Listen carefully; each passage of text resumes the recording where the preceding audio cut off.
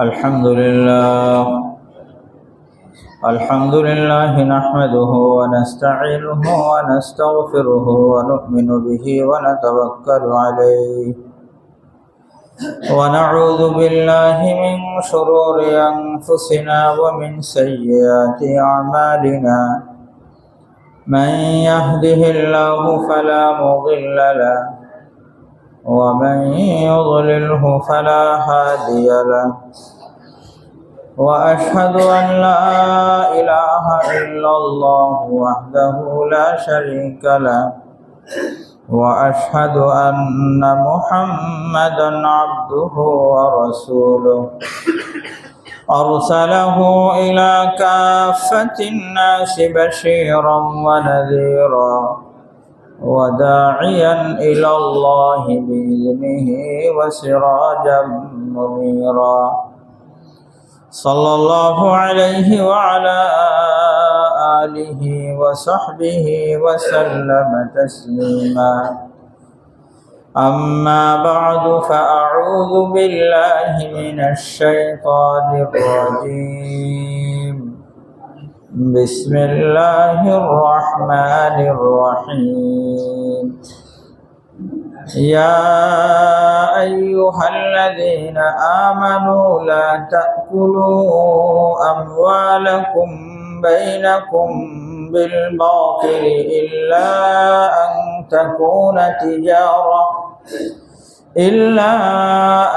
تكون تجارة عن تراض منكم ولا تقتلوا أنفسكم إن الله كان بكم رحيما ومن يفعل ذلك عدوانا وظلما فسوف نصليه نارا وكان ذلك على الله يسيرا إن تجتنبوا كبائر ما تنهون عنه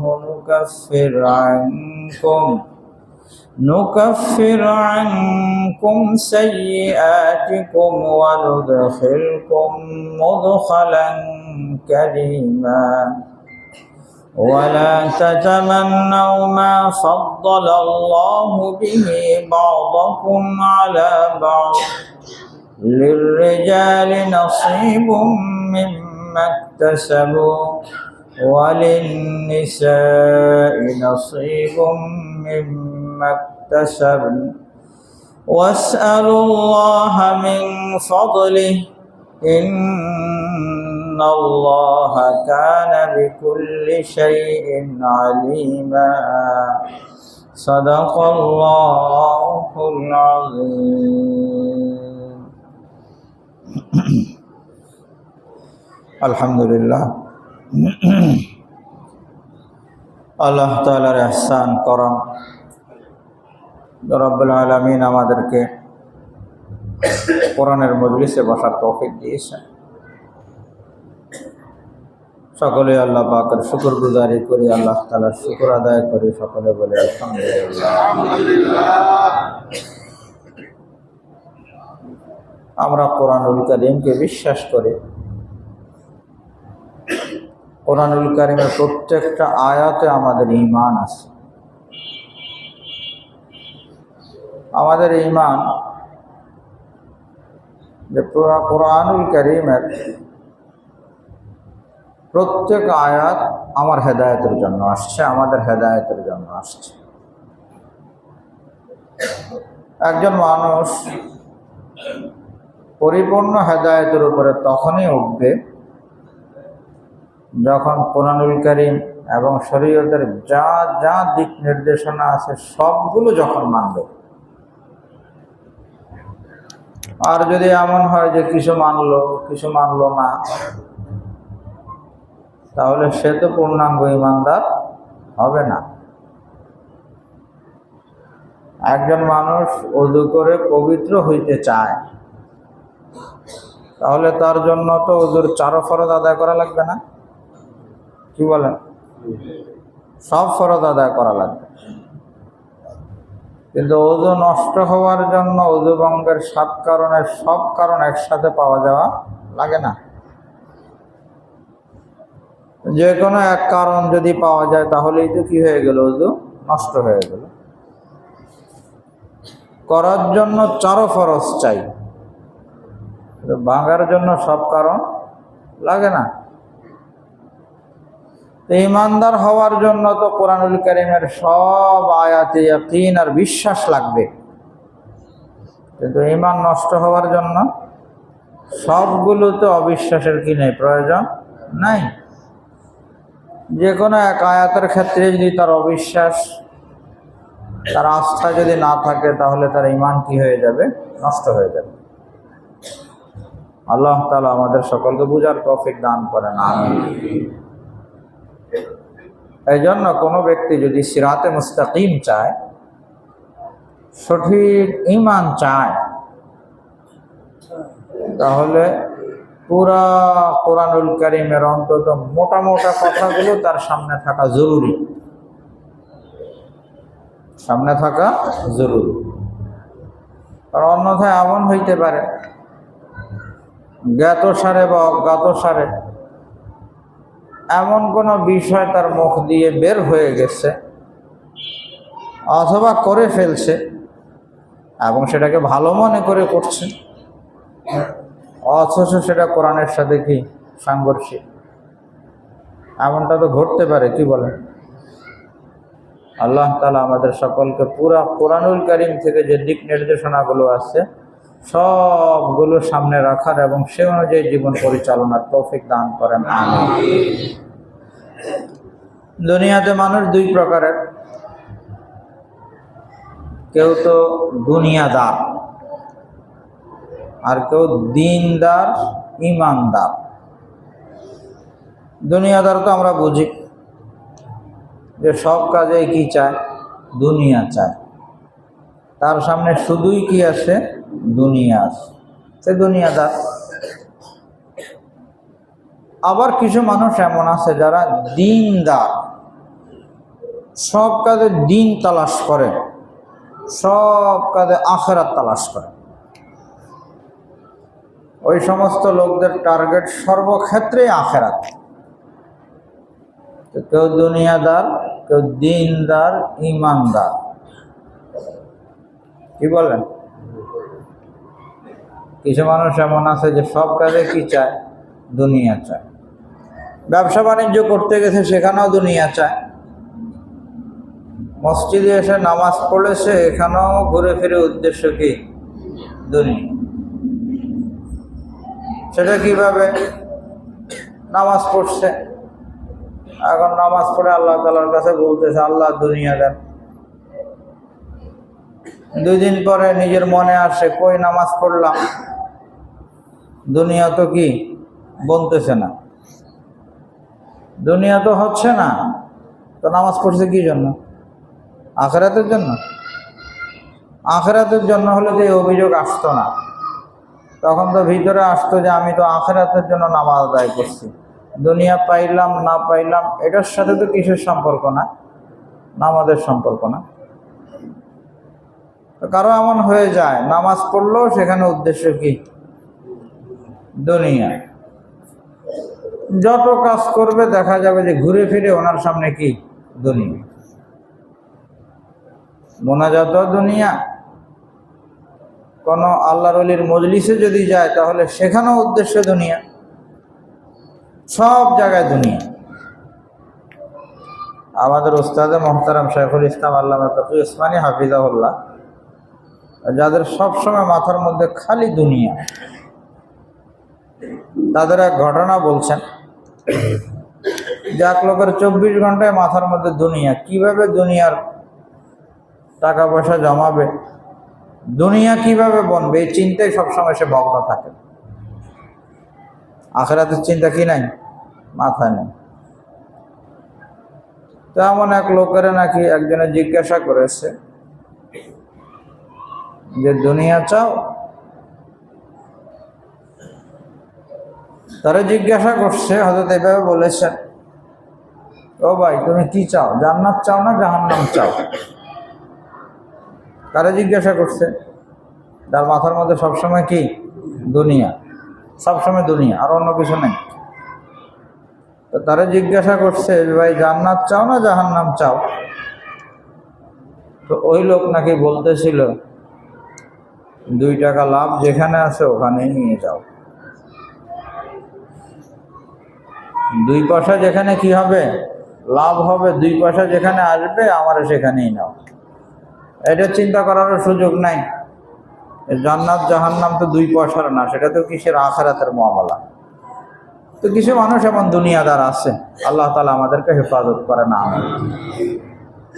আবার কিছু মানুষ এর বিপরীতে আছে এমন, যে তাদের সব কাজের টার্গেট আখিরাত।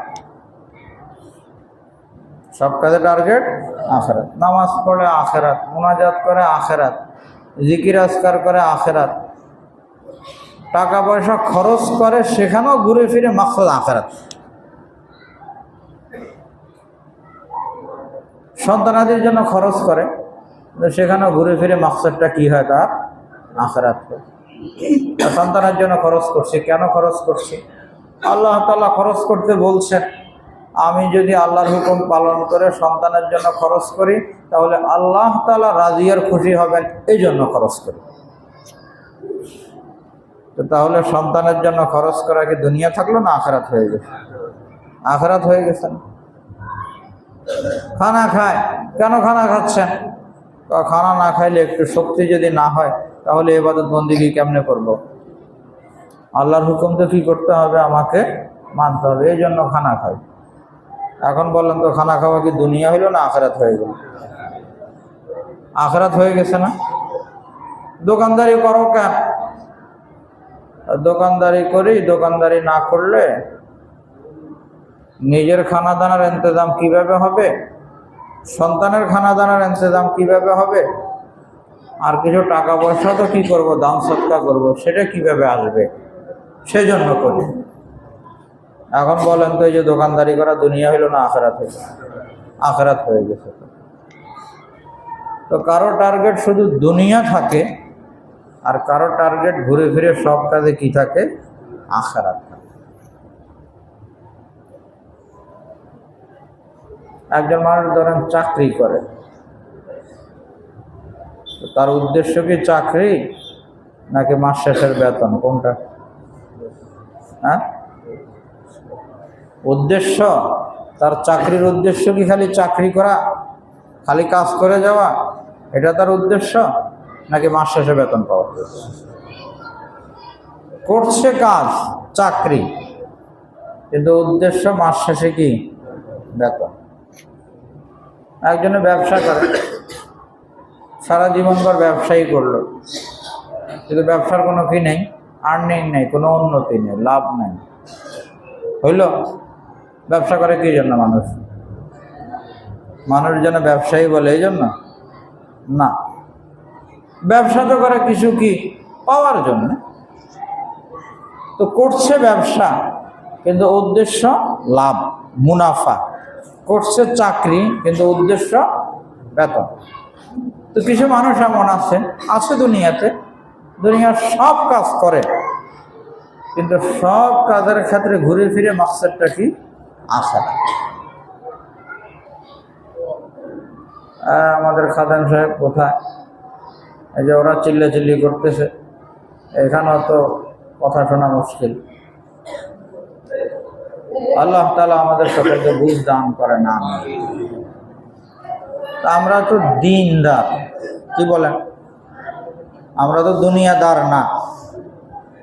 আমরা কি না দুনিয়াদার না, আমরা দিনদার, ঈমানদার। এমন ঈমানওয়ালা যাদের সব ক্ষেত্রে উদ্দেশ্য কি? আখিরাত। আর এটা বড় সহজ পন্থা। কোনো ব্যক্তি যখন নিজের দৃষ্টিভঙ্গিটা পরিবর্তন করে সব কাজের ক্ষেত্রে মাকসাদ আখিরাত বানায়, তখন সে নামাজ পড়েও সওয়াব পায়, ব্যবসা করেও সওয়াব পায়, চাকরি করেও সওয়াব পায়, হাঁটাচলা করেও সওয়াব পায়, আর ঘর বাড়িতে বিবির সাথে কথাবার্তা বলেও সওয়াব পায়, সন্তানের প্রতি খেয়াল করা সওয়াব পায়, খানা খেয়েও সে সওয়াব পায়, সব জায়গায় সে সওয়াব পায়, যদি মাকসাদটা কি বানাইতে পারে? আখিরাত বানাতে পারি। আল্লাহ তাআলা আমাদেরকে তৌফিক দান করেন, আমিন। তা আমাদের কামাই রোজগার উপার্জন যদি কি হয়, ইমানদার মানুষ হয়, দিনদার মানুষ হয়, তাহলে কামাই রোজগারও কিন্তু কি আখিরাত, কামাই রোজগারও কি দিন। কথা বুঝতেছেন? আমাদের উপার্জন কামাই রোজগার সেটাও ঘুরে ফিরে আমাদের টার্গেট কি আখিরাতের টার্গেটে পরিচালিত হবে। তা আল্লাহ তাআলা আমাদেরকে কি বানিয়েছেন? দিনদার ইমানদার বানিয়েছেন। এখানটা সেটা দাও। তা আমাদের কামাই রোজগারের ক্ষেত্রে আমাদের মাকসাদ আখিরাত, ব্যয় করার ক্ষেত্রে টাকা পয়সা খরচ করব, এই খরচের ক্ষেত্রেও তো আমাদের উদ্দেশ্য কি হবে? আখিরাত হবে। উপার্জনের ক্ষেত্রেও আখিরাত, আর খরচের ক্ষেত্রেও কি আখিরাত। এই জন্য হাদিস শরীফে আসছে, কিয়ামতের মাঠে 5টা প্রশ্ন হবে। এই 5 প্রশ্নের জবাব দেওয়া ছাড়া কেউ কি করতে পারবে না? কদম আগে বাড়তে পারবে না, কদম সরাইতে পারবে না। এর মধ্যে একটা প্রশ্ন তো হলো আন শাবাবিহি, যৌবন কোন কাজে ব্যয় করেছে, যৌবন কোন কাজে ব্যয় করেছে। আর একটা হলো হায়াত কোন কাজে ব্যয় করেছে। প্রশ্নের জবাব দেওয়া লাগবে আল্লাহ তাআলাকে। বিষয় হলো দেখেন, যৌবন তো হায়াতের ভিতরে নাকি, হায়াতের বাইরে তো না, কিন্তু হায়াতের প্রশ্নটা ভিন্ন, স্বতন্ত্র, আবার যৌবনের প্রশ্নটাও কি আলাদা। তার মানে হায়াতের যে বড় অংশ, জরুরি অংশ, সেটা যৌবনের অংশটা। অনেক মানুষের মধ্যে এই ধারণা থাকে যে যৌবন অবস্থা যা খুশি তা করলাম, বুড়া হয়ে যাওয়ার পরে ইনশাআল্লাহ একদম ভালো হয়ে যাবে। কিন্তু প্রশ্ন যে যৌবনকে কেন্দ্র করে যে ভিন্ন স্বতন্ত্র প্রশ্নের জবাব কি হবে। তো একটা প্রশ্ন যৌবন কোন কাজে ব্যয় করেছ, আর আরেকটা প্রশ্ন হলো হায়াত কোন কাজে ব্যয় করেছ। কিন্তু এরপরেই কিন্তু প্রশ্ন কোন লাইনে কামাই রোজগার করেছ এবং কোন খাতে ব্যয় করেছ।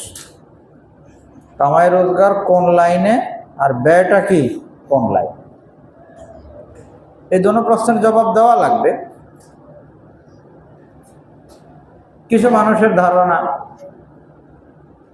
যে ইবাদত বন্দেগী তো করি, নামাজ তো পড়ি, আর রোজা রাখি, এরপরে আর কি না। যে ব্যক্তি ইমানদার দিনদার, তার তো 24 ঘন্টার জীবন ঘুরবে আখিরাতকে কেন্দ্র করে। তার কামাই রোজগারও আখিরাতকে কেন্দ্র করে ঘুরবে। উপার্জন এবং ব্যয় সব কিছুর ক্ষেত্রে সে কি করবে? আখিরাতকে টার্গেট করবে। এমন কোনোভাবে সে উপার্জন করবে না যেভাবে উপার্জন করলে তার আখিরাত ক্ষতিগ্রস্ত হয়। কি বলেন? এমন কোনোভাবে সে উপার্জন করবে না যেভাবে উপার্জন করলে আখিরাত ক্ষতিগ্রস্ত হয়। দুনিয়াদার যদি হয় তাহলে সে চিন্তাই করবে না যে আমার আয় করা দরকার, কোত্থেকে করলাম, কিভাবে করলাম, এত কিছুর চিন্তার দরকারটা কি। কিন্তু যে ব্যক্তি দিনদার ইমানদার, তার টার্গেট আখিরাত, সে প্রথমেই দেখবে যে এইভাবে উপার্জন করলে আমার আখিরাত ক্ষতিগ্রস্ত হবে কিনা। যদি আমার আখিরাত ক্ষতিগ্রস্ত হয় তাহলে আমি এইভাবে কি করবো না, উপার্জন করব। ব্যয়ের ক্ষেত্রে সে চিন্তা করবে যে এভাবে ব্যয় করলে আল্লাহ তাআলা নারাজ হবেন কিনা, আমার আখিরাত ক্ষতিগ্রস্ত হবে কিনা। যদি আখিরাত ক্ষতিগ্রস্ত হয় তাহলে আমি এইভাবে কি করব না, ব্যয় করব। একজন মানুষ পূর্ণাঙ্গ দিনদার তখন হবে যখন তার ইবাদত বন্দেগীও ভালো, তার আয় রোজগারও শরীয়ত সম্মত পন্থায়। আয় রোজগারের মধ্যেও কি নেই, তার হারাম নাই। আমাদের সমাজে উপার্জনের ক্ষেত্রে হালাল হারাম বেছে চলা এটা অবহেলিত। কারো কারো ধারণা থাকে বা দিনদারির জন্য নামাজ পড়লাম হয়ে গেল আর কি। আবার কারো অবস্থা এমন হয়, বলে ওই কামাই রোজগারের ক্ষেত্রে এত আখিরাতের কথা বললে, শরীয়তের কথা বললে কি চলা যায়? নাউযুবিল্লাহ। সব কথার ঘুরে ফিরে উদ্দেশ্য যে টার্গেটটা কি করা হয় নাই, আখিরাতকে করা হয়নি, দুনিয়াকে কি বানানো হয়েছে, মাকসাদ বানানো হয়েছে। আমরা তো ইমানদার, ইমানদার তো কি করবে, টার্গেট করবে কাকে? আখিরাতকে। কামাই রোজগারের ক্ষেত্রে তার কি করা লাগবে, চিন্তা করা লাগবে। আল্লাহ তাআলা বলেন, ইয়া আইয়ুহাল্লাযীনা আমানু, হে ইমানদারেরা।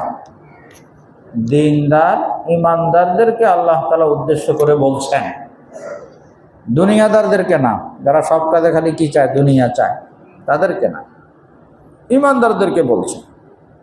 লা তাকুলু আমওয়ালাকুম বাইনাকুম বিল বাতিল, তোমরা একে অপরের সম্পদ মাল খেও না বাতিল পন্থায়। বাতিল পন্থায়, হারাম পন্থায় একে অপরের সম্পদ খেও না, একে অপরের মাল খেও না। লা তাকুলু, লা তাকুলুর অর্থ খেও না, ভোগ করো না। আমওয়ালাকুম, একে অপরের মাল, বাইনাকুম বিল বাতিল, পারস্পরিক অন্যায় পন্থায় একে অপরের মাল ভোগ করো না। ইল্লা আন তাকুনা তিজারাতান আন তারাদিন মিনকুম, হ্যাঁ শরীয়ত সম্মত পন্থায় যদি হয় তাহলে ভিন্ন কথা। এখানে কিছু বিষয় বুঝার, একটু খেয়াল করে বুঝি। আমরা বলি না যে হারাম খাই না, আমাদের সমাজে এটা একটা প্রসিদ্ধ শব্দ, হারাম। হারাম মানে কি? হারামের অনেকগুলো স্তর আছে। সম্পদের ক্ষেত্রে হারামের 5টা স্তর। অনেক সময় একে অপরকে বলে যে আমি তো শুকর কুকুর তো খাই না, আলহামদুলিল্লাহ। শরীয়তের দৃষ্টিতে কিছু প্রাণী তো হালাল প্রাণী, আর কিছু প্রাণী হারাম। কুকুর হারাম, শুকর কি হারাম, সাপ বিচ্ছু হারাম। তো এটা প্রথম স্তর, যে সে হারাম খায় না। হারামের 1 নম্বর, ওই সমস্ত প্রাণী, ওই সমস্ত খাবার, মদ, মদ হারাম, মদ কি হারাম। তো শুকর কুকুর এমন প্রাণী যেগুলোকে আল্লাহ তাআলা হারাম করেছেন, এগুলো খায় না। এ হলো হারাম খায় নার প্রথম স্তর। অনেকে এভাবে বলে যে আমি তো হারাম খাই না। তো হারাম খাইনার অর্থ সে নেয় শুধুমাত্র প্রথম স্তরকে। দ্বিতীয় স্তর, এই যে গরু ছাগল, এগুলো তো হালাল, কি বলেন হালাল না? এগুলো তো হালাল। মুরগি হালাল, কিন্তু গরু ছাগল যদি কি হয়, মরা যদি হয়, গরু জবাই করে নেয়, মারা গেছে, তখন কি হারাম হয়ে যায় না? বকরি মারা গেছে, হারাম না? মরা মুরগি হারাম, মরা মুরগি ফ্রাই হারাম তো নাকি? তো কেউ যদি বলে যে শুধু শুকুর কুকুর তো না, তাহলেই তো হলো না। কিন্তু তার তো দ্বিতীয় পর্যায়ের বিষয় তো চিন্তা করা লাগবে, যে কোনো মৃত প্রাণী যদি হয় তাহলে সেটাও তো কি হারাম, মৃত প্রাণী হারাম। 3 নম্বর, মৃত না, গরু জবাই করছে ঠিক, কিন্তু জবাই করছে কে? কাফের মুশরিকে জবাই করছে। কাফের আর মুশরিকে যদি গরু জবাই করে তাহলে সেই গোশত কি খাওয়া যাবে? কেন? হারাম। অথচ গরু কিন্তু হালাল, কিন্তু পদ্ধতিগত আল্লাহ তাআলা বলে দিয়েছেন যদি ঈমানদারে কি করে, জবাই করে বিসমিল্লাহ বলে, তাহলেই কেবল সেটা হালাল হবে, অন্যথায় কি হয়ে যাবে? হারাম হয়ে যাবে। এখন কোনো কাফের রাষ্ট্র, বিধর্মী রাষ্ট্র থেকে যদি কি আসে, গোশত আসতো, ব্রাজিল থেকে আসলো গরুর গোশত,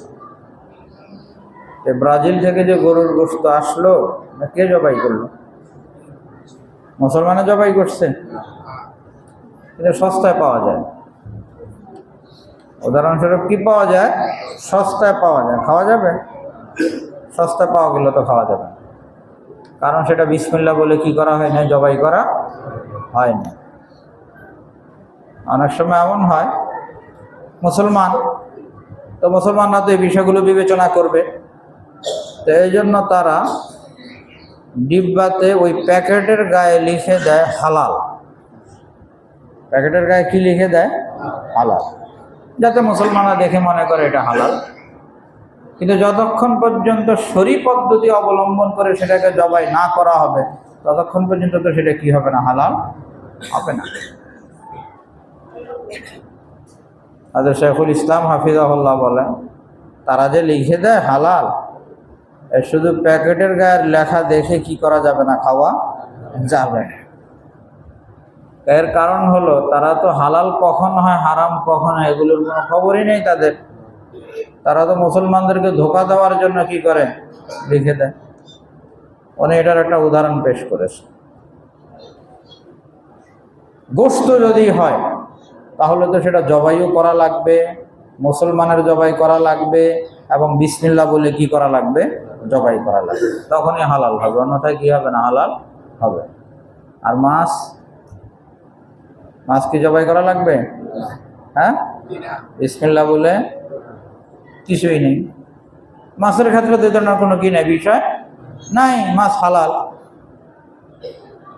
এখন তারা ওই সমস্ত রাষ্ট্র থেকে যখন গরুর গোশত পাঠায় তখনও প্যাকেটের গায়ে কি লেখে, হালাল। যখন মাছ পাঠায় তখনও কি লেখে, হালাল।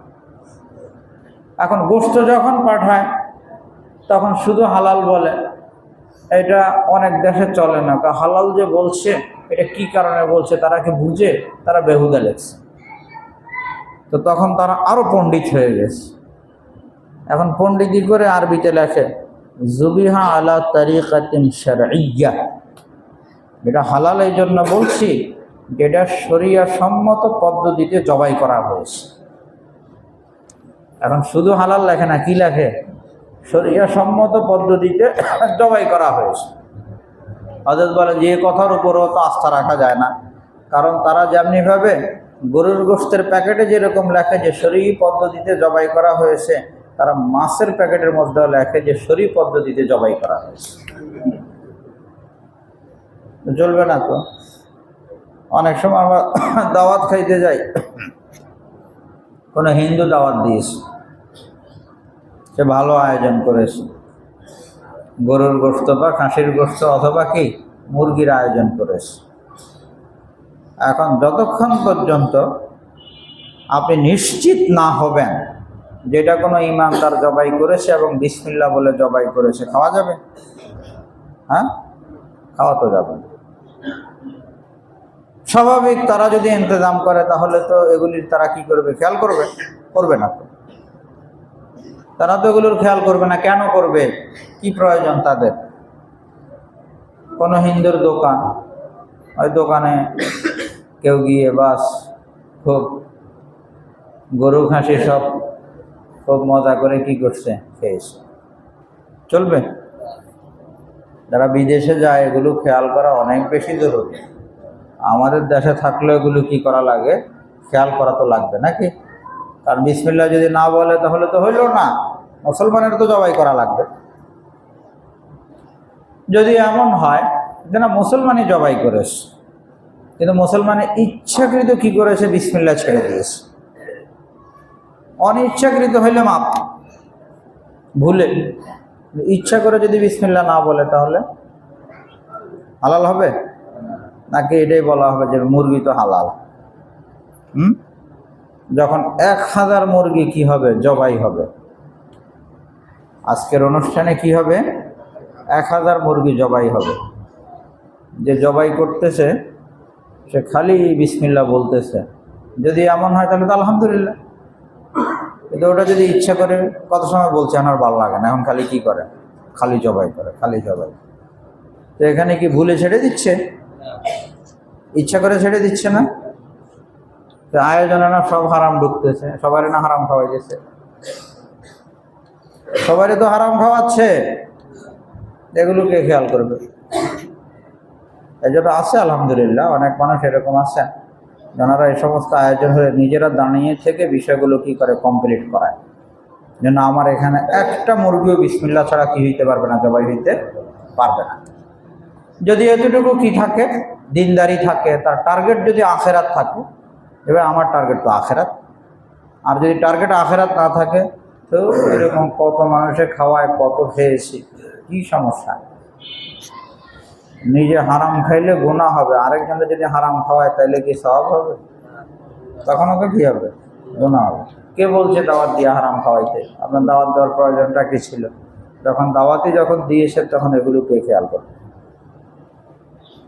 এগুলো তো হারাম। মুরগিটা জবাই করা হইল, জবাই করে পেটের নাড়িভুড়ি পরিষ্কার না করে প্রচণ্ড গরম, গরম পানির মধ্যে দিয়ে কি করা হয়েছে? তাকে ড্রেসিং করা হয়েছে। এখন যদি অনেক বেশি গরম পানি হয় তাহলে তার ভিতরে নাড়িভুড়ি ময়লা আছে না?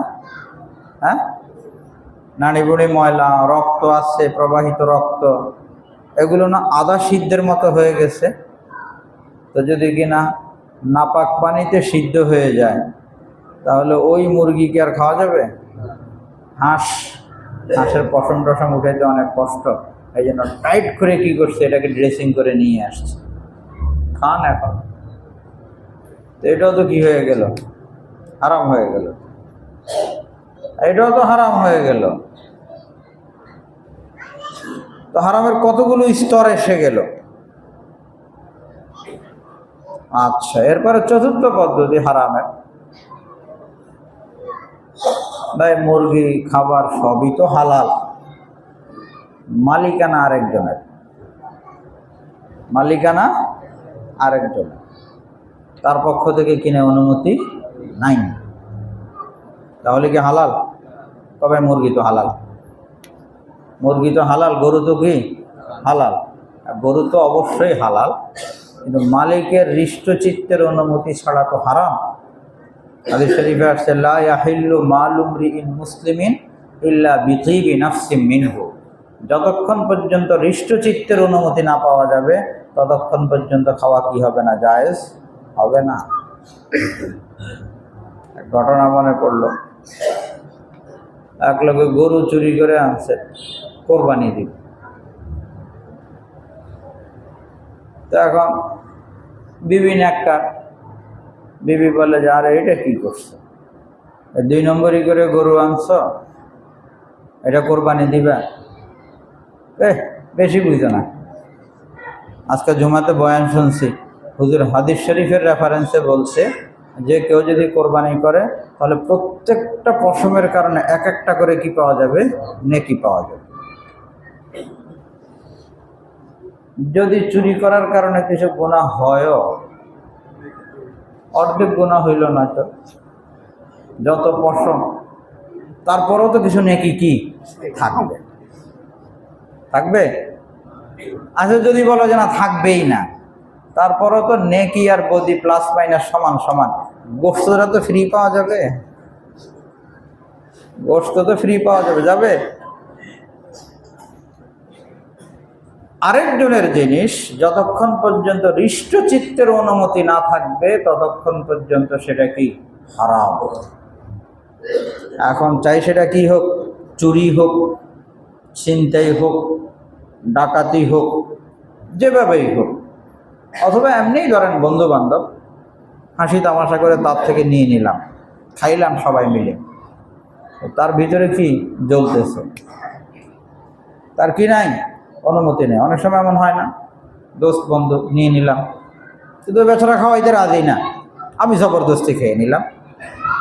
তো হাদিস শরীফে আসছে, নবীজি বলেন যতক্ষণ পর্যন্ত হৃষ্টচিত্তের অনুমতি না থাকবে ততক্ষণ পর্যন্ত কি হবে না? হালাল হবে না। তো যাদের টার্গেট আখেরাত তারা কি এরকম জবরদস্তি খাবে? বন্ধু বান্ধব থেকে অত কি করবে না? জবরদস্তি হবে না। আরেকজনের টাকা জবরদস্তি নেয় নেই, খুশি খুশি নিয়েছে, তার দিলে কি নাই, হৃষ্টচিত্তের কিনে অনুমতি নাই।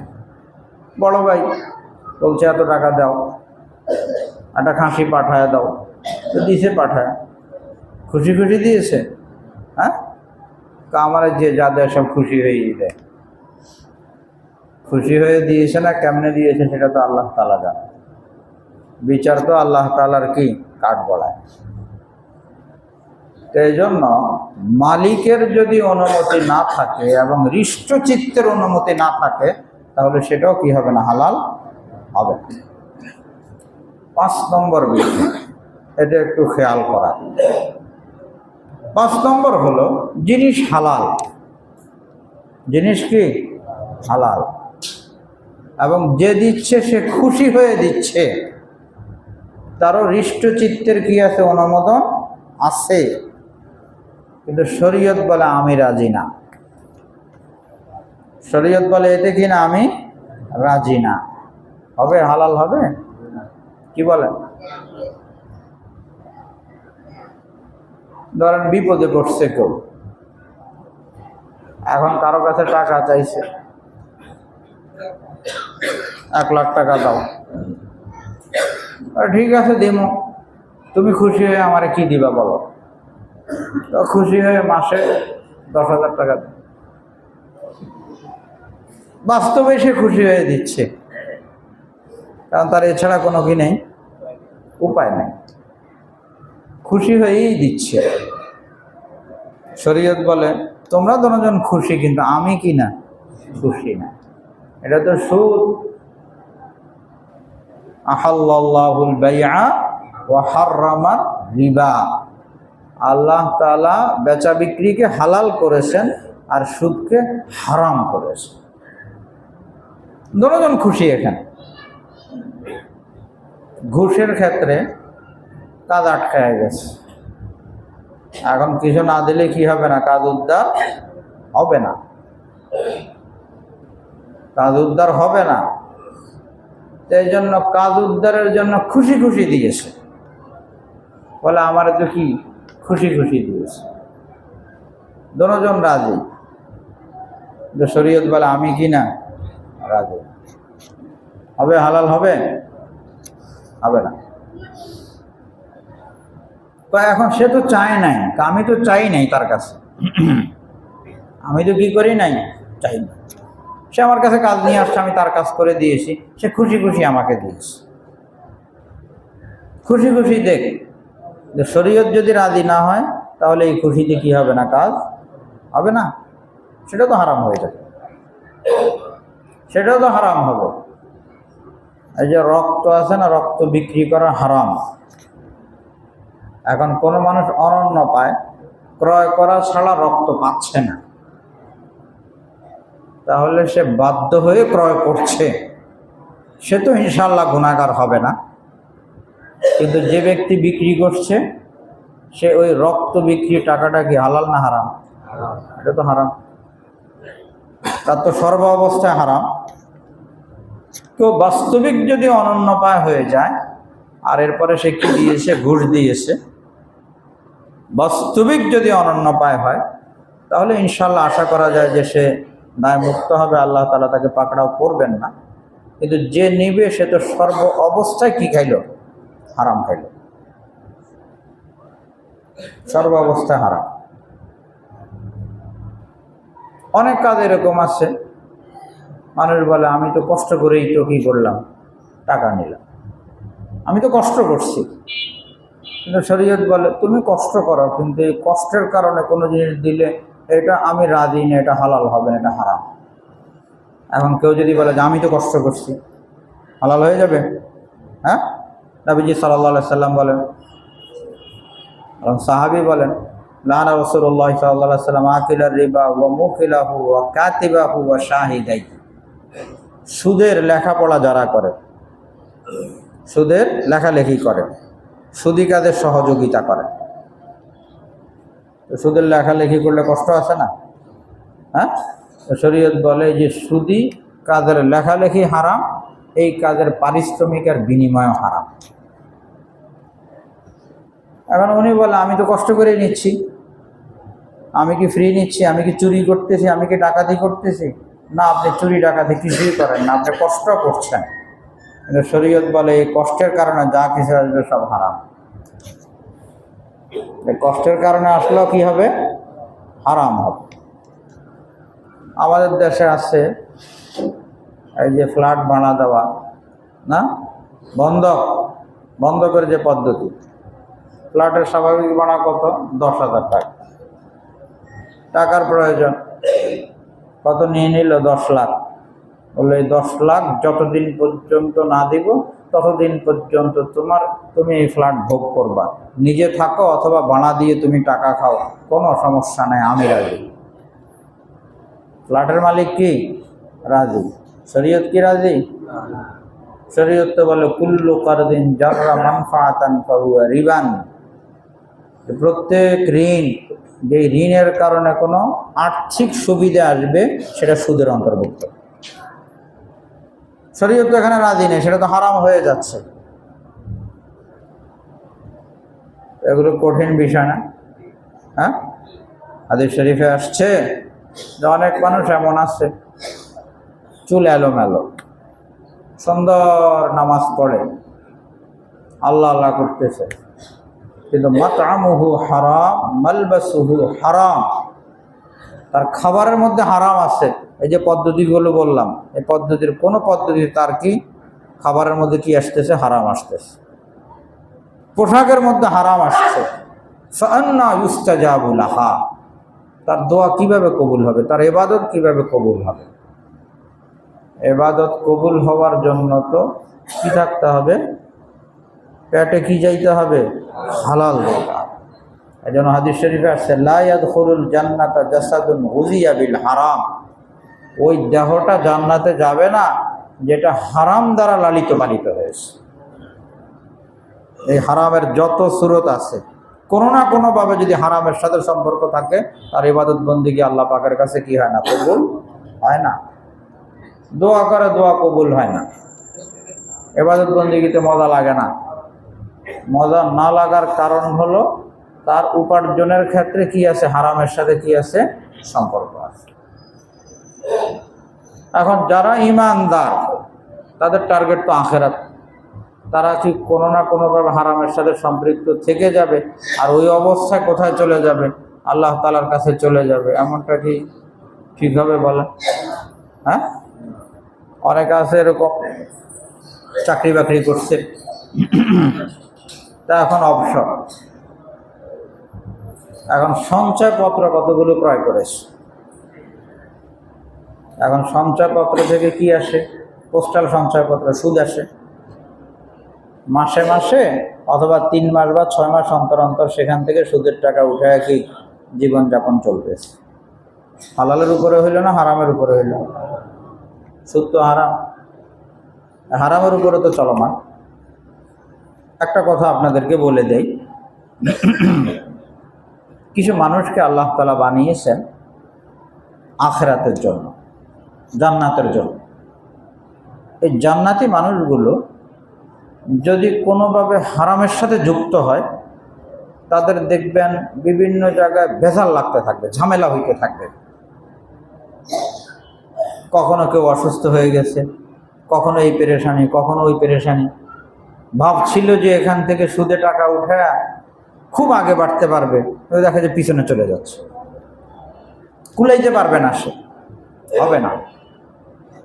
আর যদি দেখা যায় হারামের উপরে হারাম চলতেছে আর দুনিয়ার দিকে খালি আগেই বাড়তেছে, তখন সাথে দেখবেন যে দুনিয়ার দিক থেকে আগে বাড়তেছে, তার দিনদারি আমানতদারিও বাড়তেছে কিনা। কি বলেন, বাড়বে? হ্যাঁ, টাকা পয়সা বাড়ছে, 2 নম্বর 3 নম্বর সব তরিকায় বাড়ছে, দিনদারি আমানতদারি কি বাড়ছে না। তাহলে তো বুঝতে হবে যে এখানে কি আছে? সমস্যা আছে। এখানে তো সমস্যা আছে। এই জন্য যাদের জন্য আল্লাহ তাআলা যাদেরকে ঈমানদার হিসেবে আল্লাহ তাআলা বানিয়েছেন, তাদের ঈমান আল্লাহ তাআলার কাছে মাকবুল, গ্রহণযোগ্য। তারা হারামে গেলেই বিভিন্ন ধরনের ঝামেলায় পড়বে। এখন কি বলেন, কেউ হারামে গেল, ঝামেলায় পড়লো, ভালো না খারাপ? হারামে গেলে ঝামেলায় পড়লে ভালো? হারামে গেল, ঝামেলায় পড়ছে, ভালো না? সে সতর্ক হবে, তো সতর্ক হয়ে ফিরে আসবে যে আমার এই কাজ না। আর যদি হারামে গেছে, খালি দিব্যি আগে বাড়তেছে আগে বাড়তেছে আগে বাড়তেছে, তাহলে সেটা তো খারাপ। আখিরাতের দৃষ্টিকোণ থেকে তো মস্ত বড় কি খারাপ। তো যারা ঈমানদার, তাদের টার্গেট আখিরাত। তারা দুনিয়ার 2-4 দিনের উন্নতি, টাকা পয়সার উন্নতি, এটার জন্য তারা আখিরাতকে বরবাদ করে দিবে, এমন বোকামি কে করবে না? ঈমানদার করবে না, দুনিয়াদার করবে। এটা কোন জায়গা থেকে আসছে, কিভাবে আসছে, কোনো খবর নেই। ওনার খালি কিভাবে আসবে সে ধান্দায় উনি আছে। দেখা যাবে যে এই চিন্তা করতে করতে আলহাকুমুত তাকাসুর হাত্তা যুরতুমুল মাকাবির, কবর পর্যন্ত চলে যাবে। এই আয়াতে আল্লাহ তাআলা বলেন, ইয়া আইয়ুহাল্লাযীনা আমানু লা তাকুলু আমওয়ালাকুম বাইনাকুম বিল বাতিল, যে তোমরা বাতিল পন্থায় মাল খেও না। বাতিলের মধ্যে সব আছে। শুকর কুকুর যেরকম হারাম, জবাই না করলে যেরকম হারাম, বিসমিল্লাহ ইচ্ছা করে ছেড়ে দিলে যেরকম হারাম, অপরের মাল হৃষ্টচিত্তের অনুমতি ছাড়া যেরকম হারাম, আর অপরের খুশি কিন্তু শরীয়ত কি বলেছে হারাম, সব তার মধ্যে শামিল। এই জন্য আল্লাহ তাআলা বলেন, ইল্লা আন তাকুনা তিজারাতান, হ্যাঁ শরীয়ত সম্মত পদ্ধতি যদি হয়, একজনের জিনিস আরেকজনের কাছে আসবে, আসার 3টা পদ্ধতি। একজনের জিনিস আরেকজনের জন্য হালাল হওয়ার 3টা পদ্ধতি। বেচা কিনা হয়েছে, সে ক্রয় করেছে, এবং ক্রয়টা শরীয়ত সম্মত পন্থায় হয়েছে। ক্রয় বিক্রয়ের ক্ষেত্রেও তো রাসূল আকরাম সাল্লাল্লাহু আলাইহি সাল্লামের দিক নির্দেশনা আছে। নবীজি বলেন, তোমার কাছে যে জিনিস নাই সেটা তুমি কি করবা না? বিক্রি করবা না। যেটা নাই সেটা সে বিক্রি করে দিয়েছে, এখানে অত সমস্যা হবে। তো হয়তো কোনো জিনিস ক্রয় করেছে এবং শরীয়ত সম্মত পন্থায় ক্রয় করেছে। দ্বিতীয় হলো কোনো ভাড়ার বিষয় যদি হয়, পারিশ্রমিক কাজ করেছে এগুলো। আর তৃতীয় হবে একেবারেই হৃষ্টচিত্তের অনুমতিতে বিনিময়হীন কেউ কিছু দিয়েছে। তাই জন্য আমাদের সামনে থাকতে হবে যে প্রথমত জিনিসটা হালাল কিনা, না জিনিসটা হালাল কিনা, এরপরে আমার কাছে আসছে সেটা হালাল তরিকে আসছে কিনা। যদি হালাল তরিকা না আসে তাহলে তার ধারে কাছেও কি যাওয়া যাবে। আমাদের সমাজের জন্য এটা একটা কঠিন বিষয়। তাকে যারা ঈমানদার তাদের তো এই বিষয়ে কী করা লাগবে? ফিকির করা লাগবে। কারণ এই বিষয়ে যদি ফিকির না করে তাহলে ইবাদত বন্দিগিরও তেমন কিছু সে হবে না। কারণ ইবাদত বন্দিগি তার তো আল্লাহ পাকের দরবারে কি হবে না? কবুল হবে না। সে বলবে যে কত দোয়া করলাম, কই আল্লাহ তাআলা তো কবুল করে না। আল্লাহ তাআলার দোয়া কবুল হওয়ার জন্য আল্লাহ তাআলার নিকটে রুজি তো কি হওয়া লাগবে? হালাল হওয়া লাগবে। কোনো ব্যক্তি যদি হারাম কামাই করে আর বিবিরে খুশি করলো, সন্তানরে খুশি করলো, ওরা খুশি, অনেক পাচ্ছে, অনেক সুন্দর, সব কিছু খুশি, দায় ওদের উপরে আসবে? মৌলিকভাবে দায় কার উপরে আসবে? যে হারামের আয়োজন করে তাদেরকে খুশি করতেছে না, তার উপরে আসবে না? ওরা খুশি, ওদের জন্য সব কিছু করে দিয়ে গেছে। এখন নিজে আখিরাতে গিয়ে, কবরে গিয়ে শাস্তি পাচ্ছে। বোকামি হলো না যে আরেকজনকে খুশি করার জন্য নিজে কি করা? শাস্তি পাওয়া। ইল্লা আন তাকুনা তিজারাতান আন তারাদিন মিনকুম, একটা শরীয়ত সম্মত পদ্ধতি লাগবে এবং পাশাপাশি কি লাগবে? হৃষ্টচিত্তের অনুমতিও লাগবে, সন্তুষ্ট থাকা লাগবে, সন্তুষ্টির ভিত্তিতে হওয়া লাগবে। ওয়ালা তাকতুলু আনফুসাকুম, আল্লাহ তাআলা বলেন তোমরা একে অপরকে হত্যা করো না। একে অপরকে কি করো না? হত্যা করো না, খুন করো না। আল্লাহ পাকের মেহেরবানি, আলহামদুলিল্লাহ, আমরা তো কাউকে কি করি না? খুন করি না। কি বলেন? আমরা তো খুন খারাপের সাথে কি না যুক্ত না। কিন্তু কিছু বিষয় এরকম থাকে যে কোথাও ধরেন কোনো অন্যায়ভাবে একটা খুন হয়েছে, এখন পার্টিগত কারণে বা কোনো দলগত কারণে সেটারে কি করেছে, সমর্থন করেছে। খুনটা অন্যায়ভাবে হয়েছে কিন্তু সেটারে কি করেছে, সমর্থন। না হওয়া দরকার ছিল এটা। তো হাদিস শরীফে না আসছে কোনো ব্যক্তি যদি কোনো অন্যায় কাজকে সমর্থন করে তাহলে সে কেমন যেন সেটাতে লিপ্ত আছে।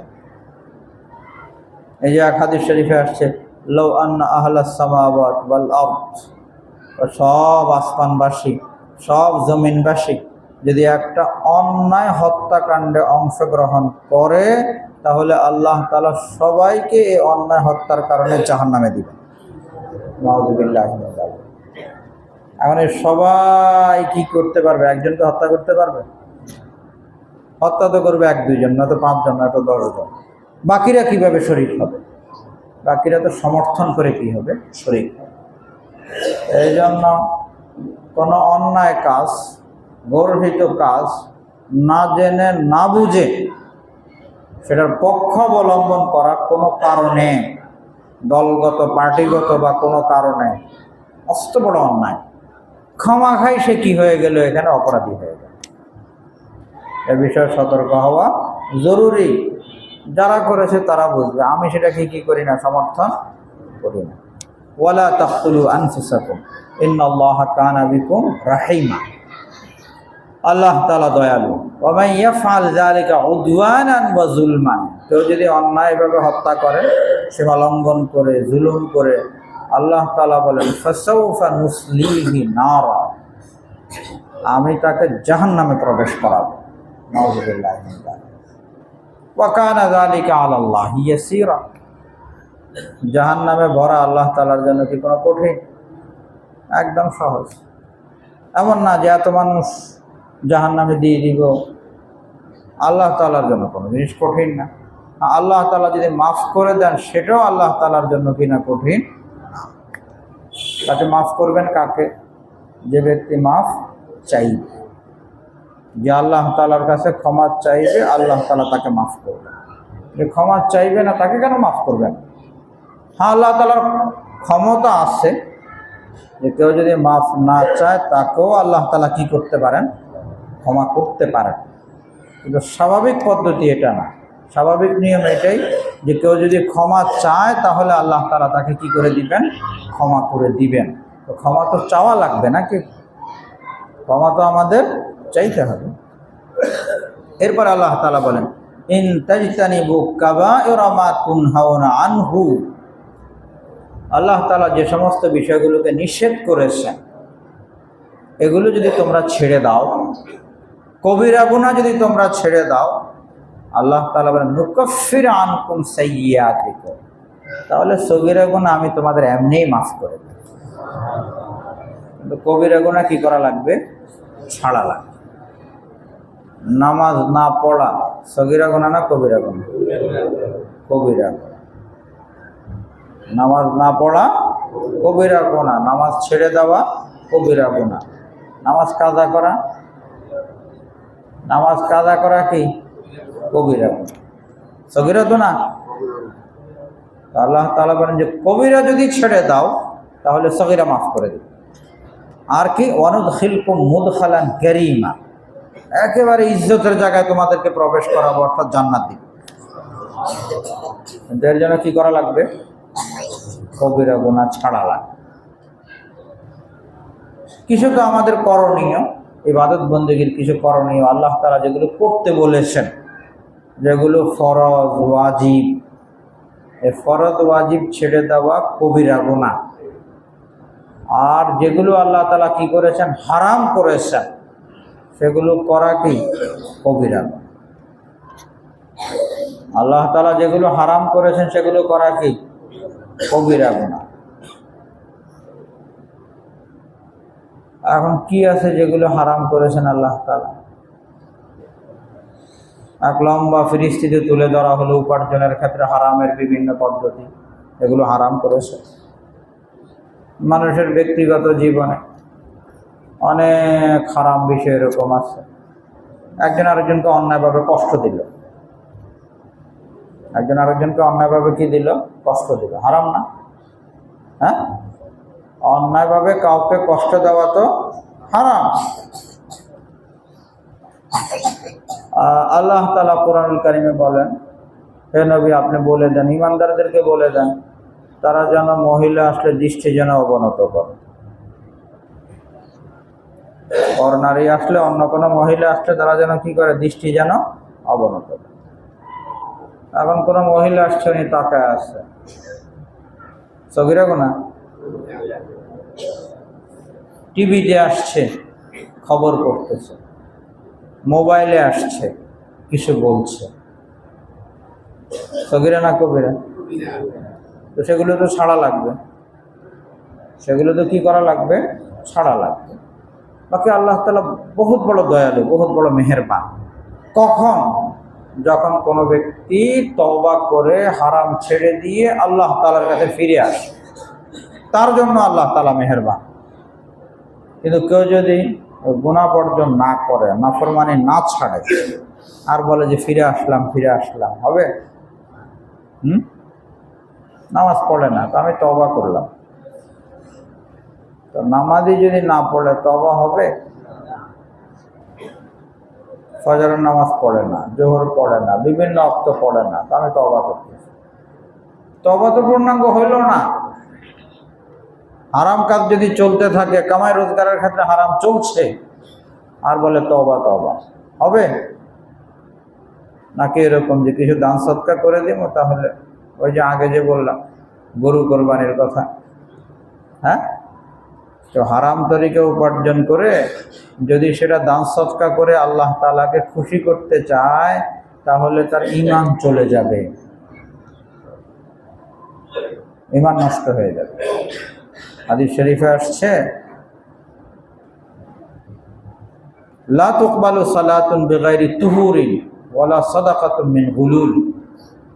ওযু ছাড়া নামাজ হবে? তো যদি ওযু ছাড়া নামাজ পড়ে, তাহলে সে কি নামাজ পড়ছে নাকি আল্লাহর সাথে সে মজাক করছে? আল্লাহর সাথে মজাকের মতো হয়ে গেল না? হ্যাঁ, ঈমান থাকবে? ইচ্ছা করে যদি কেউ ওযু ছাড়া নামাজ পড়ে, তাহলে তাতে ঈমান নষ্ট হয়ে যাবে।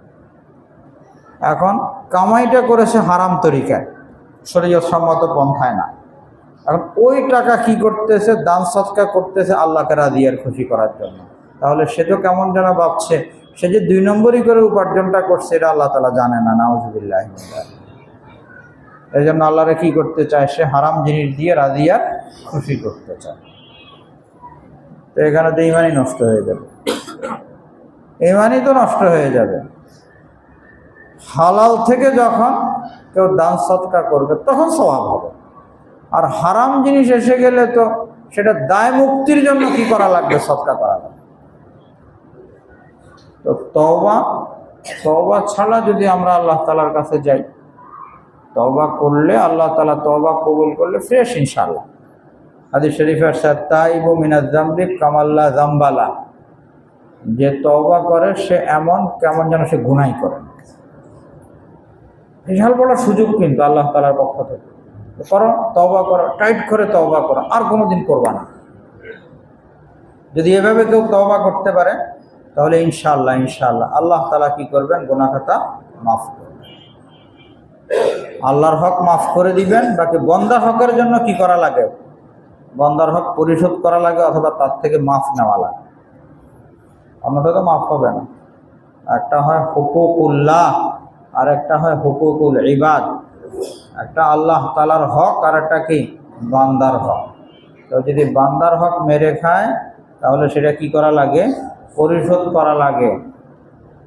বোনের হক দেয় নাই, অথবা সামান্য কিছু দিয়ে তাকে বাধ্য করেছে চলে যাওয়ার জন্য। ফুফুদের কি করে নাই? অংশ দেয় নাই।